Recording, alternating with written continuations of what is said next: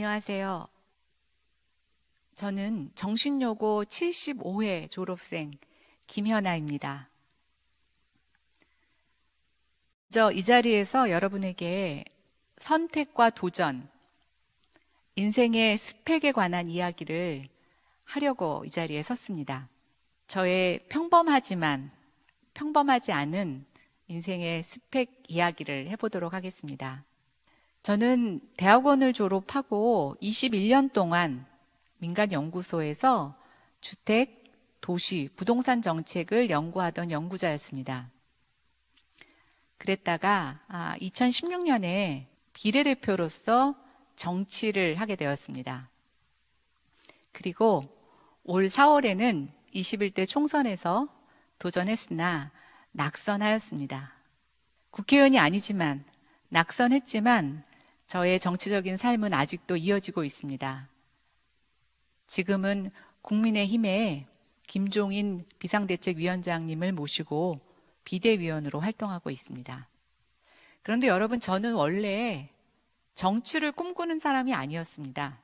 저는 원래 의사가 되고 싶었습니다. 어려서부터 슈바이처를 동경했고 의사가 돼서 궁극적으로는 북한 선교를 하고 싶었습니다. 그런데 저희 꿈은 고등학교 시절에 무참히 깨져버리고 말았습니다. 의대에는 도전도 해보지 못했습니다. 부모님의 이혼, 집안의 경제적인 어려움 때문에 저는 어느 것 하나도 선택을 할 수가 없었습니다. 재수 대신 점수에 맞추어 갈 수 있는 학교를 선택한 대학이 제가 지금 졸업한 그 대학이었고, 그 대학에서 배웠던 도시계획이 저를 21년 동안 경제활동과 세상에 살 수 있는 기반을 만들어 주었습니다. 부모님으로부터 독립하고 싶었고 경제적 자립을 위해서 발버둥 쳤습니다. 원하지 않는 학과에 들어간 저의 대학 생활은 방황 그 자체였습니다. 그런데 저의 방향에 종지부를 찍을 수 있는 선택의 시간이 돌아왔습니다. 무엇이냐고요? 아무것도 스스로 할 수 없었던 저에게 과감하게 저 스스로 할 수 있는 선택은 바로 결혼이었습니다. 지금의 남편과 학교에서 만나서 결혼을 했고 두 아들을 낳았고, 결혼하면서 박사과정 공부를 했고 연구원에서 나름대로 인정받는 스타 연구자가 되었습니다. 제가 꿈꾸었던 북한 선교나 의료 선교는 까마득히 잊어버리고 저는 제가 선택한 인생에 있어서 마구 올라가고 성공하는 데에 도취하고 있었습니다. 물론 쉽지는 않았습니다. 연구원 생활 21년 동안 3시간 이상 자본 적이 없습니다. 해외 유학파도 아니고 국내 인류대학 출신도 아닌 제가 그 연구원이라는 곳에서 살아남기 위해서 저는 정말 무던히 열심히 일했습니다. 보통 연구자들은 보고서를 쓰면서 자기 업무를 다 하죠. 그러나 저는 방송 토론, 신문의 기고, 외부의 자문활동 등 닥치는 대로 저에게 주어진 기회를 한 번도 그냥 지나친 적이 없습니다. 사회적으로는 성공했지만 저에게 그 엄청난 일 중독의 결과는 마음 한켠에서 허전함이, 허무함이 싹 트는 그런 계기로 작동을 했습니다. 그러던 어느 날이었습니다. 정신여고 동문인 친구 김현주라고 하는 친구가 말기 대장암으로 고생하고 있다는 소식을 듣게 되었습니다. 얼굴도 보지 못한 친구였는데요. 그 친구의 이야기를 듣는 순간 저는 이유를 알 수 없는 슬픔에 빠지게 되었습니다. 제가 아픈 것 같았고 그 친구를 위해서 기도하지 않으면 견딜 수가 없었습니다. 그래서 그때 75회 동문들끼리 라파엘 기도방이라고 하는 카톡의 기도방을 만들었습니다. 그리고 매일 절실하게 찬송과 성경, 물론 저는 그중에 기도를 올리는 역할을 담당했습니다. 참을 수가 없었습니다. 매일 아침 그 친구를 어떤 성경 말씀으로 위로해야 되나, 어떤 기도로 위로해야 되나라는 생각만 나기 시작했으니까요. 지금 생각해도 어떻게 그렇게 기도를 했는지 알 수가 없습니다. 물론 그 친구는 1년 뒤에 세상을 떠났습니다. 그러나 그 기도방은 아직도 존재하고 있습니다. 아픈 이들을 위한 기도는 계속 이어지고 있습니다. 저의 인생은 그 기도방, 그 친구를 만난 이전과 이후로 나눠집니다. 아픈 이들을 위해 기도하면서 너무나 많은 눈물, 너무나 세상의 아픔에 대해서 공감하기 시작했고, 그런 가운데 제가 청소년 때 꿈꾸었던 꿈이 하나 둘씩 떠오르기 시작을 했습니다. 비록 의사가 되지도 못했고 선교사가 되지도 못했지만 그 두 가지의 공통점을 발견했습니다. 바로 사람을 살리는, 생명을 살리고 영혼을 살리는 일을 내가 하고 싶어 했구나. 그것을 발견하게 되었습니다. 그때 정치를 해보지 않겠냐는 제안을 받게 됩니다. 많이 주저한 것도 사실이지만 저는 그 기도방을 경험한 이후에 이 제안을 받기로 하였습니다. 정치를 하고 싶어서가 아니라 일 중독에 빠져 있는 저 스스로를 탈출하기 위해서는 돌파구가 필요했기 때문입니다. 그래서 주저없이 사람을 살리고 생명을 살리는 일을 정치가 할 수 있다고 생각해서 이전 직장을 버리고 여의도로 들어가게 됩니다. 근데 정말 하나님이 준비하신 길이 맞았습니다. 저의 여의도 생활은 꽃길이 아니라 고난의 연속이었습니다. 남들이 부러워하는 비례대표로 국회에 들어가서 여당 대변인으로 시작했지만 국회 생활을 시작한 지 미처 3개월이 지나지 않아 최순실 국정농단 사건, 대통령의 탄핵, 그리고 당의 분당이라고 하는 어마어마한 정치 지형의 변화를 겪게 됩니다. 저는 그 안에서 굉장히 고민했습니다. 제가 옳다고 생각하는 일을 그냥 제 생각대로 하게 되었습니다. 분당하는 과정에서 제가 합류했다는 이유만으로 당원권 징계라고 하는 중징계를 받게 되었습니다. 그 이후부터 여의도에서의 저의 정치 생활은 왕따 그 자체였고 뭐든지 혼자 해야만 했습니다. 일 중독에서 탈출하기 위해서 선택한 저의 두 번째 이 정치라는 것이 내가 잘못 생각한 것인가? 후회와 또 많은 번민이 일기 시작을 했습니다. 그런데 그 와중에 그 외롭게 지내는 과정에 하나님이 많은 분들을 만나게 하셨습니다. 우리 후배 동문들 가운데에서도 정치 입문에 관심이 있고 왜 정치를 하게 됐냐고 많은 분들이 질문을 주셨습니다. 아직 저도 정치를 배워가는 사람의 입장이지만 제가 경험한 정치의 가장 큰 장점은 제가 평상시 만날 수 없었던 사람을 만날 수 있는 기회를 얻는다는 것입니다. 그리고 제가 국회에서 하는 모든 발언이 기록으로 남는다는 것입니다. 설렜습니다. 제가 옳다고 생각하는 것이 지금 인정받지 못하더라도 어느 누군가가 4년 뒤, 10년 뒤, 50년 뒤, 100년 뒤 나의 기록을 찾아보고 나의 생각을 다시 반추해낼 수 있다면 이것처럼 멋진 일이 없을 거라고 생각했습니다. 그때부터는 외롭지 않았습니다. 남들이 하지 않지만 제가 옳다고 생각하는데 법안을 내고 열심히 활동을 했습니다. 그때 정신여고 출신인 김마리아 동문을 기리는 김마리아 사업회의 선배님들을 만나게 되었습니다. 아무도 관심을 갖지 않지만 저는 교육위에서 활동하면서 우리 역사교과서에 여성 독립운동가들을 의무적으로 찾아서 기록하는 일을 해달라고 교과서의 편찬 지침을 개정하는 작업을 해냈습니다. 여성 독립운동가의 이름을 하나하나 열거한 여성 독립운동가 달력도 만들었습니다. 주변 사람들은 그게 뭐 그렇게 대단한 일이냐라고 생각하지만 저는 먼 훗날 누군가가 그것을 기록할 때, 그 기록을 다시 들추어 볼 때 의미 있는 일을 했다고 생각이 됩니다. 저의 두 번째 도전은 정치였습니다. 그러나 정치는 그냥 제가 도전으로 가는 길에 불과했습니다. 정치를 하면서 많은 선택의 시간이 저에게 찾아왔고 그 선택은 때로는 남들이 하지 않는 무모해 볼 수 있는 도전의 시간이었습니다. 혼자였지만 제가 20대 국회를 마무리하면서 법안 가결률이 50%, 그러니까 제가 법안 발의한 것 중에 절반이 통과하는 정말 좋은 성적을 거두게 되었습니다.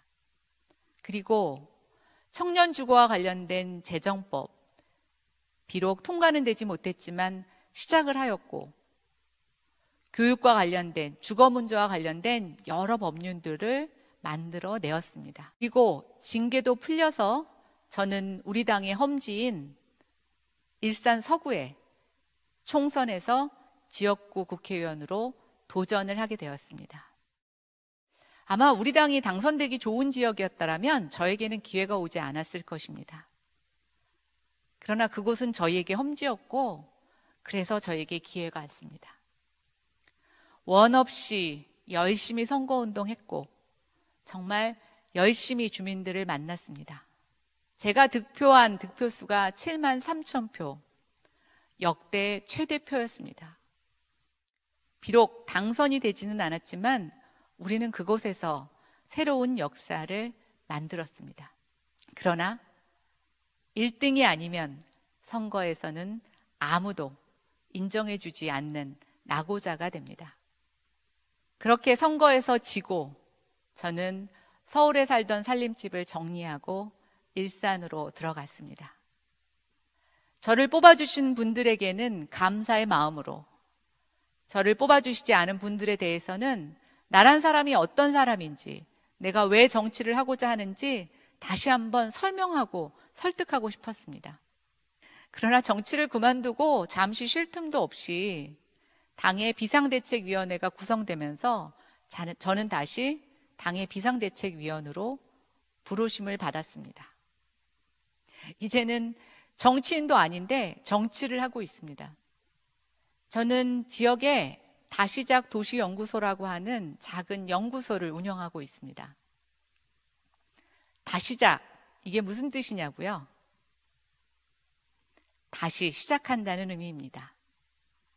저한테 너무 어울리지 않습니까? 다 실패했지만 저는 다시 시작할 수 있는 기반을 얻었습니다. 다시작 도시연구소는 공간, 주택, 음식, 교육, 지역 이런 주제를 갖고 도시가 얼마나 사람들에게 건강한 환경으로 바뀌어야 하는지, 복지의 공간이 되어야 하는지 같이 공부하고 목표를 세워가고 있습니다. 남들은 이렇게 얘기합니다. 그렇게 해서 선거에서 이길 수 있겠어? 그게 가능해? 그런데 저는 그 불가능한 일을 다시 시작하고 있습니다.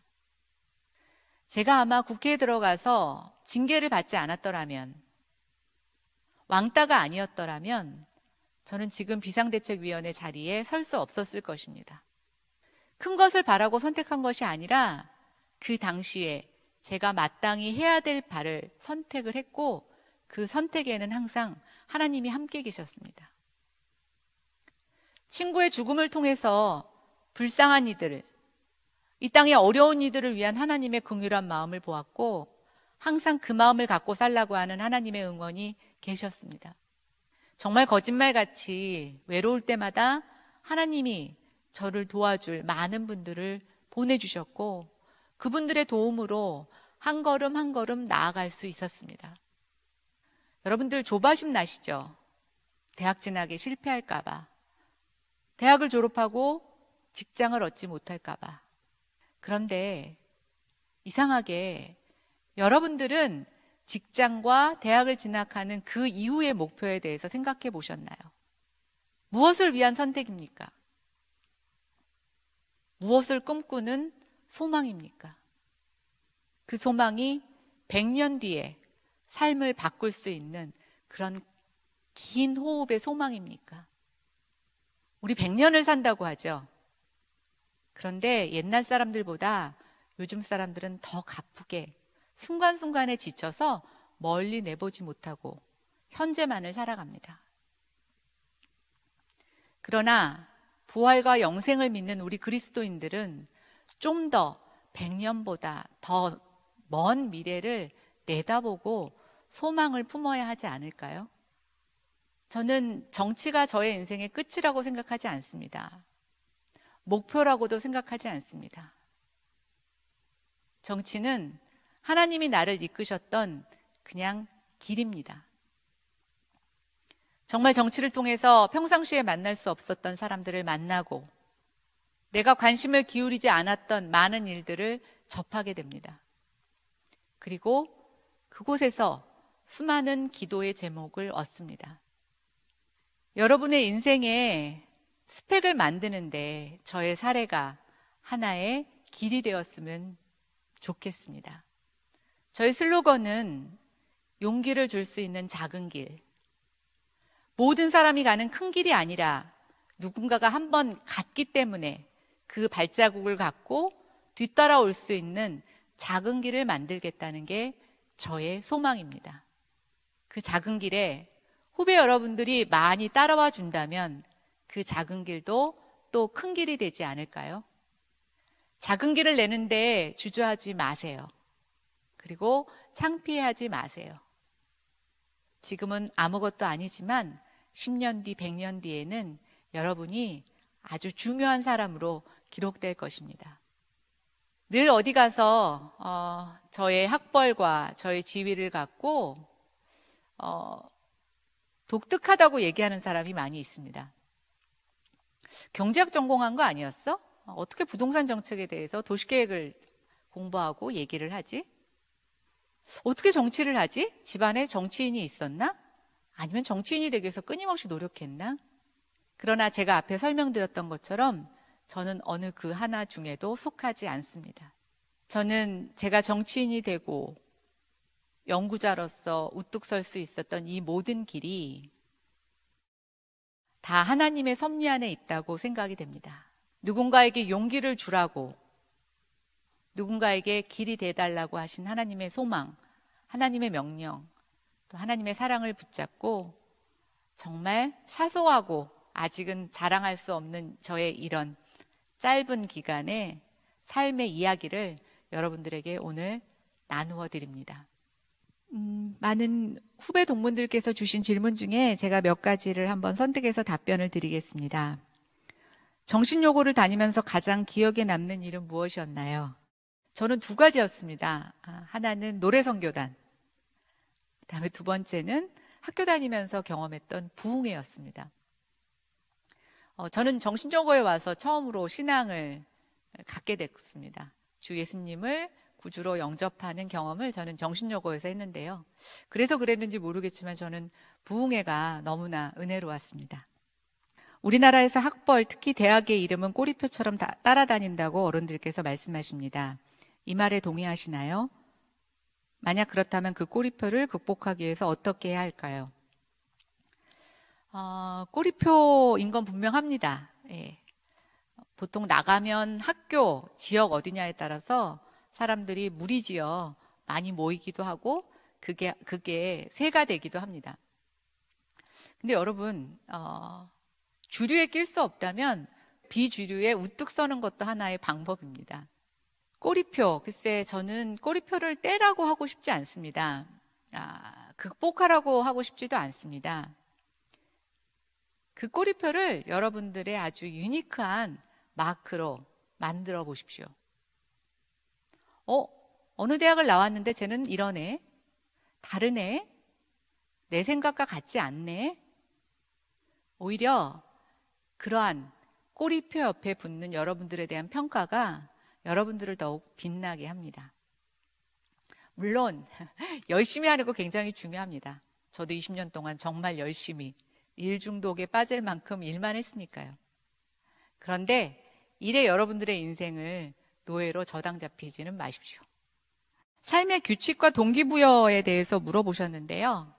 약간 좀 저는 낭만적인 스타일이라 항상 뭐 계획을 세우고 좋은 말씀 있고 뭐 이러는 걸로 동기부여를 하는데, 지나고 나서 보니까 저의 동기부여는 사람들에게 뭔가 도움을 주는 존재가 되고 싶었다라는 것이 가장 큰 동기부여였던 것 같습니다.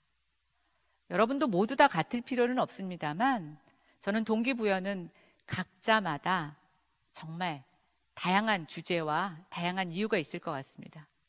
그러나 제가 선교사와 의사가 되고 싶었던 그 이유를 직업이 아니라 사람의 생명과 영혼을 살리는 그 취지로 해석한 것처럼, 여러분들 역시 여러분들이 되고자 하는 일, 하고자 하는 일 그 자체가 아니라 그것이 주는 의미를 해석하는 방법을 한번 적용해 보시기 바랍니다. 인생의 스펙은 하나님께서 인도하시는 길 과정에서 여러분들이 하는 선택과 도전입니다. 실패해도 당장 성공해 보이지 않아도 상관없습니다. 그 선택과 도전이 겹겹이 쌓여 여러분들 인생에 정말 멋진 스펙이 될 것입니다. 감사합니다.